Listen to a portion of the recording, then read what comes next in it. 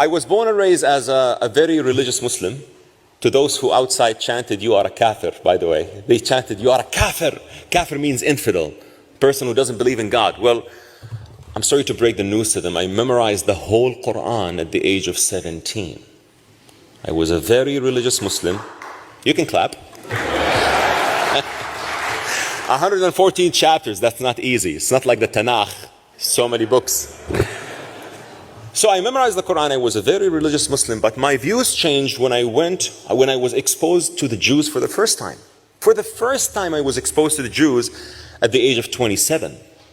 At the age of 27, 16 years ago, in France, Paris, I learned more about Jews. I learned more about Judaism. I learned more about the commonalities that we have. And I decided to encounter the hate that I was indoctrinated with, and I put it face to face, and I had the chutzpah, or the courage, to say, this is wrong, and I want to learn the truth. And this is why many of those who hate Jews, by the way, haven't met a Jew in their life.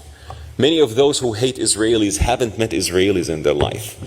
Ignorance is not a bless, as many people say, but ignorance is the greatest enemy for peace. So, I do remember that when I was a religious Muslim, I'm still a Muslim, of course, but not a mishuga, in Hebrew, a crazy extremist who hates Jews, hates Israelis, no. But as someone who really changed with knowledge, facts, and the truth, I have the keys to dismantle the hate. I do remember when I came back from Paris at that time to Saudi Arabia, I had a discussion with my mother that I met. I stayed with a Jewish family. I'm exposed now to the Jews. I want to learn more. I'm investing my time to learn Hebrew, to learn the Bible, to learn the Jewish history, and to learn. My mom, God bless her, told me, "Lu'ay, you are under a sudden fascination by this Jewish family. It will go away in 2 months." 16 years and counting. 16 years and counting. And when October 7 happened, that was the pivotal point to me to say that if you really change, you have to speak up. Why are you afraid to speak up? Did you really change? Did you really expunge the bad ideas that you had in your chest? Or are you afraid to speak up? I said, no, I did change, and I'm going to speak up. I know there's a price to pay, but I'm willing to pay the price. You know why you're willing to pay the price? Because I didn't change with emotions or just because I love Israelis or I love the Jews. No, because I really learned facts that I was indoctrinated with ignorance against those facts when I was young.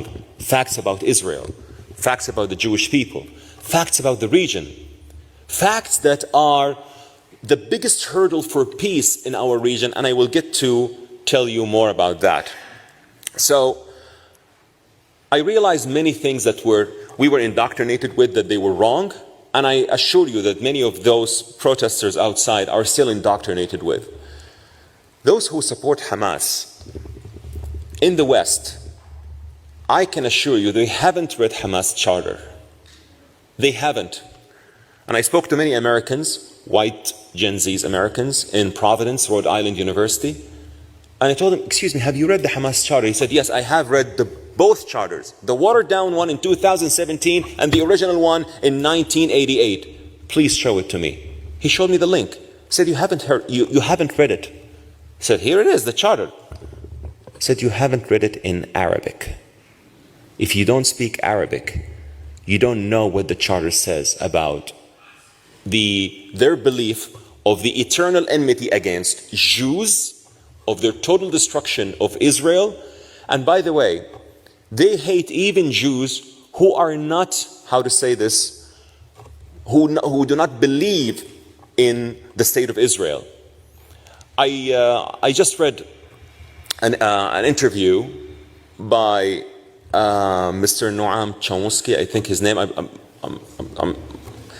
I'm not so sure of how to pronounce it, but he said the Houthis, when they wave a flag that says "Curse be upon the Jews," it's because they haven't met a Jew in their life. They only know the Jews from Israel, because Israel identifies itself as a Jewish state. Well, this is the problem with those who don't know the Middle East. There are Jews in Yemen who did not go to Israel. There are Jews in Yemen who I met in Abu Dhabi, in Dubai, who said, we don't want to go to Israel. We are Yemenis. We didn't want to leave Yemen, but we were persecuted by the Houthis just because we are Jews. People in the West, like this gentleman, they don't understand that the real reason to hate Jews is a religious reason.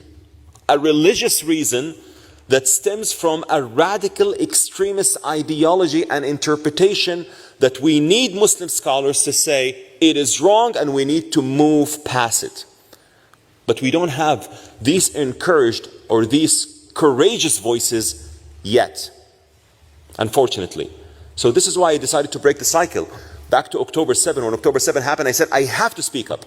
I have to speak up against Hamas, and I have to speak up against what they've done. Because Hamas on October 7, they did not break into Israel to kidnap 3-4 soldiers and release 400 Palestinian soldiers as they did in 2011 with Gilad Shalit deal. No, they went to a music festival. They killed Israelis who celebrated life. They went to kibbutzim, the settlements in the south. I went to Be'eri and I saw the horrors of what Hamas terrorists did. So when those in the West say, let's stop this ugly war, I would say absolutely. But this war cannot stop if Hamas's evil is not removed. And by the way, if it's not removed, it will come after you here in Europe, in London, in Montreal, in Canada, in the US, and also after us, the moderate Arab states as well. Israel is not fighting on its behalf. Israel is fighting on behalf of humanity.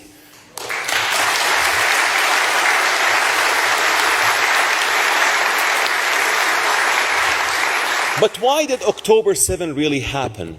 It happened because there was a shift for peace in the region. The Abraham Accords. The peace agreement that I defend with all my soul, with my heart, with my mind, because I've seen how it was built from the grounds up. The peace agreement between Israel and 4 Arab states, the UAE, United Arab Emirates, where I come from, Bahrain, Morocco, and hopefully Sudan on and off because of the troubles that were made in Sudan. And I saw the benefits of the Abraham Accords. You know what distinguishes the Abraham Accords from other peace agreements, like the peace agreement with Egypt, with Jordan? That they were really security agreements. They were ceasefire agreements, only government to government level. Even though I applaud my favorite hero of peace, the Egyptian President Anwar Sadat, I believe he was so sincere in making peace with Israel people to people. Sadat deserves to be honored as a true hero of peace. But the Abraham Accords were people to people. And I saw the fruits of that. You know what I saw the fruits of it? When I see my Saudi relatives, my Saudi cousins, they call me, they say, Lu'ai, I want to tell you one thing. I'm going to Dubai this Friday. I'm going to have a Shabbat dinner with a Jewish Israeli family. Because of your videos, I am so open to have more Jewish friends. And by the way, one of my cousins, Fahad, recorded himself saying this and he published it. I said, Fahad, please do not. I tell you why. Because you need to have great courage to stand against the hate of the comments of everything. He said, Lu'ay, I'm past that. I also defeated hate. I thought I was the only one who defeated hate in the Middle East. Seems that I'm not the only one. There are many. There is another Lu'ay, who is a Swedish Yemeni. There is Rawan Usman. There are other peace activists, Amjad Taha from the UAE. There are so many courageous voices. We are a growing minority, but we are getting there. We put our heads above the parapet, but we are getting there. This is why I intentionally wore my traditional clothes today, because I wanted to tell you this is the traditional Arab clothes that I'm so proud of. I'm so proud of being an Arab, I'm so proud also of being a Muslim. But we are the voices of peace. We are not the majority. I can agree with that, but we are getting there. Many